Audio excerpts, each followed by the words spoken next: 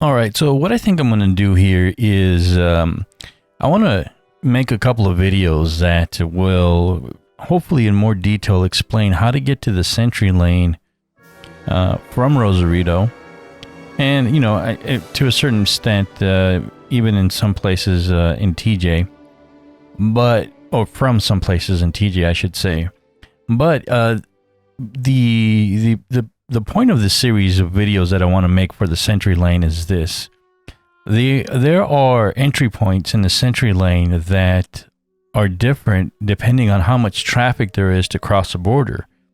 And I kind of want to clarify this. And the reason I'm doing this is because I have a neighbor who is confused as to how to use the SENTRI lane, and to the point where she keeps getting into the wrong spots. And also, I have a friend who's on the verge of getting his SENTRI card, and I want to clarify what to do when he visits and he drives, on just in case he gets lost or what have you. For the most part, it's pretty simple, but I can see how it could be a little bit intimidating. And because the traffic out here is absolutely crazy, especially once you get into TJ. But I can see how, without knowing exactly what to do and how to go through the SENTRI lane, you can, one, end up not going into the SENTRI lane, or two, actually just overall breaking, let's see, how should we put this mildly? Breaking a law.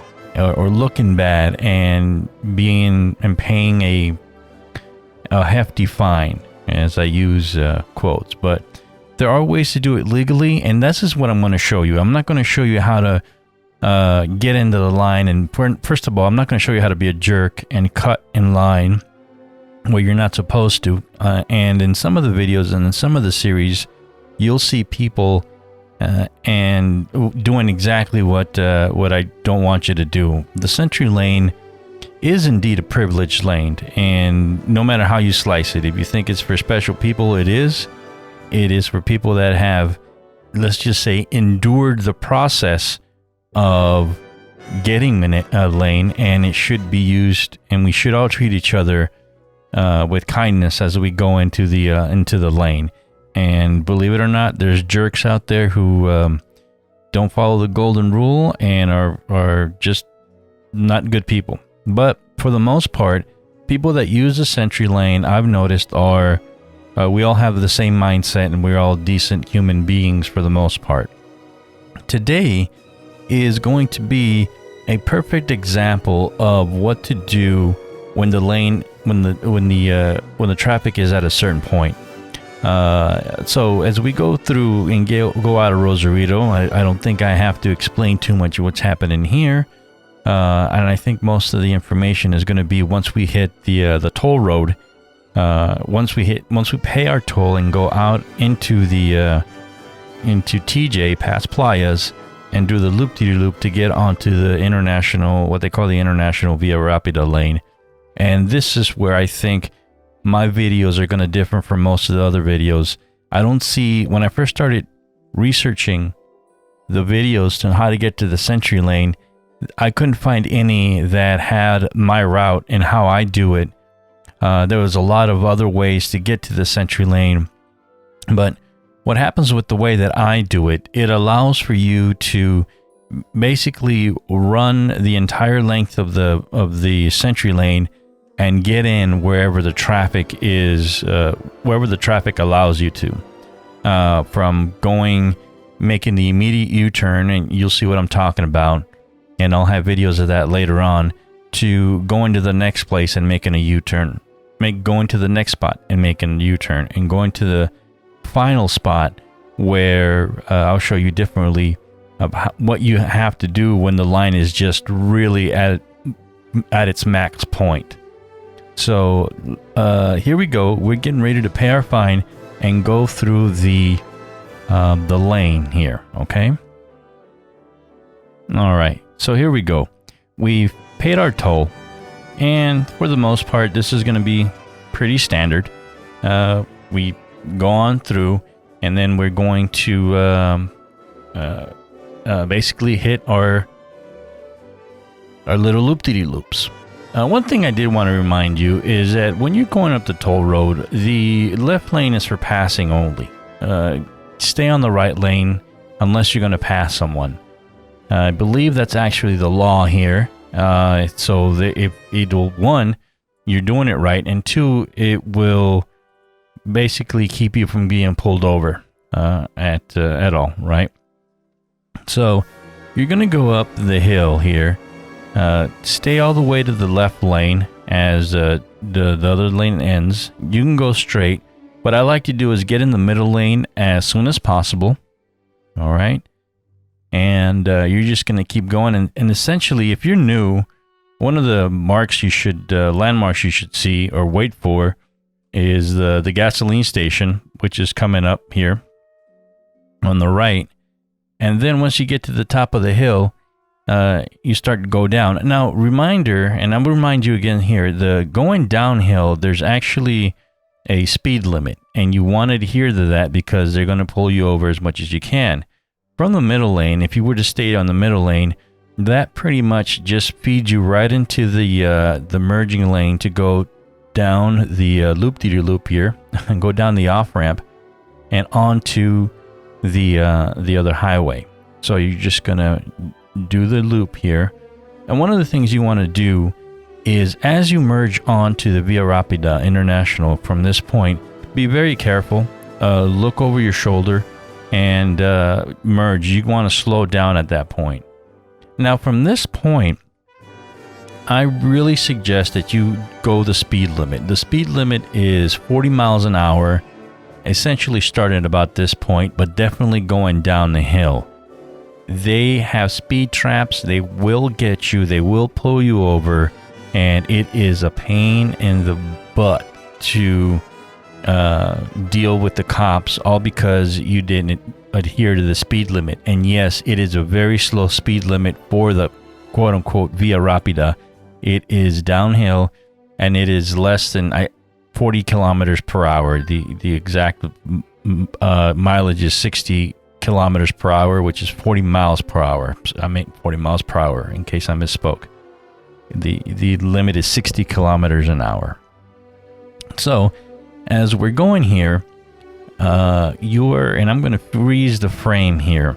On this particular day, you're going to see that it's more or less morning traffic to get to the lane, and it can be very slow. Whatever you do, don't go off the highway like a lot of these people did. Just stay right here. Even if there's a traffic jam, a lot of people want to find the other route, an alternate route, go on a frontage road or what have you. But just stay on the highway. Don't think about circumventing the traffic. It's not a good idea. And in this video, it's a perfect example of what happens when you try to do that. If you go down on the frontage road, which is immediately to the right here, what happened was there was an accident. And because of the way that the tow truck was set up, they blocked that road and made you go a detour yet another lane. And if you don't know TJ very well, and specifically in this way, the Zona Norte, the northern TJ, you're gonna get lost, and this is not a good neighborhood to get lost in. It's you just want to stay away from that. So we're going to keep going here. Again, deal with the traffic. It is what it is. You came down here for a good time. Don't let your emotions get the best of you because you just decided to, I don't know.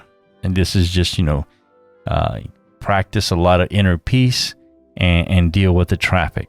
All right, so we're going to skedaddle here a little bit. And let's get to our point. And a landmark that you do want to see here before I fast forward the film or whatever, even more than it is that you're looking for this guardrail here on the right. Once it ends, you want to start looking for the turn. And there are two turns that you can make right off of the freeway here, and they're both going to be right turns. So you can only turn right anyway. So It doesn't really matter which turn it is, but I prefer to go through to the one that we're going to show you today. Here's the example of where everybody's being rerouted for taking the road because the tow truck decided to tow the car. You can get off on this lane, and we'll freeze it for a little bit. And that lane actually just, it's an easy lane to go. There's a stop sign and you want to go straight. But what we're going to do is we're going to get to this point right here. And it is, if we can read it, it's going to be, it's going to say Revolution Avenue to the right. And you want to slow down because it is a sharp right. So you're going to start slowing down as soon as you see the guardrail. And this is just to ensure that, well, you don't cause an accident by people hitting you from the back or rear-ending you. So right here is where we are going to make our right turn. And all we're going to do is wait for, this is a four-way stop sign. Now, you're going to want to be careful because it is a Mexican four-way stop sign. So what we're going to do is more or less make our stop legally and then start creeping in and make a left and go up the bridge. All right. Again, be careful with that stop sign. So we're going to go up and over the bridge. Nothing to it. Pretty simple. It's called, I believe it's called the Chaparral Bridge. And once you get down to the bottom, we are going to make a full stop. Those lights hardly ever work. And then we're going to make a left. When you make, make the right. Make a right. And once you make a right, you're going to get all the way over to the left lane, just how I am right here. Be careful. There's a couple of pedestrian walkways throughs. You want to stop for people walking by that use them and for people that don't use them. Now, in this roundabout right here, what it is, it's another Mexican-style roundabout. And what you're going to do is you're going to make a full stop here. But you're going to be careful and you're going to start creeping in. And don't worry about getting too much traffic. As soon as you start creeping in, people are very nice about letting you in. And what you're going to do is you're going to go around the roundabout and go under the bridge right here. There's a stop sign right here you should stop at. Again, this is a hospital. People walk in all the time. And at this point, you are going to stay on the left side of the fork. And we're going to go under here. Slow down. You don't want to go too fast here because there could be traffic that's backed up. And I stopped it right here. If we see, this is the SENTRI lane right here. Now, what we want to do, what I usually do is see how much traffic there is. And I'll show you in other videos what to do here. But if there is no traffic, as in you can see there's a long line across the intersection there, you can very much make a U-turn right at this intersection and go right up into the SENTRI lane. And then you're home free. But we couldn't do that this time.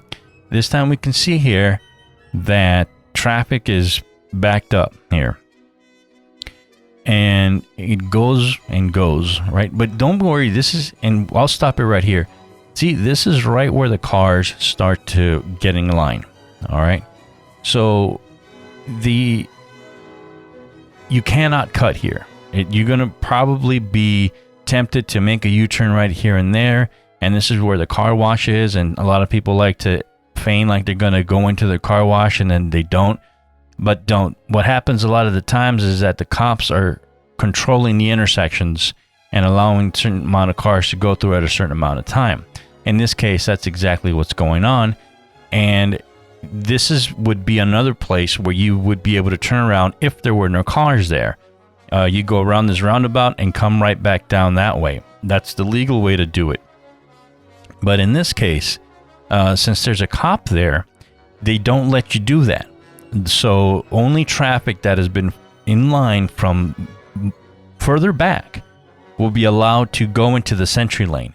So you cannot go in there and expect to go into the SENTRI lane. They'll make you go up the hill and around, and you're going to get lost and either come back around and go the way that I'm going here, or you're going to have to go all the way back to the other lane that is the highway that takes you to the airport. You'd be going the opposite direction and come back that way. So in this case, again, they're not allowing you to make a U-turn at this roundabout. So you have to keep going, and you can see the cars right here. Now, on this particular afternoon, and this is perfectly legal. I've seen many people do it, and I've done it myself, and there's no reason why you can't do this move that I'm about to do. There is no line here in front of the car dealership.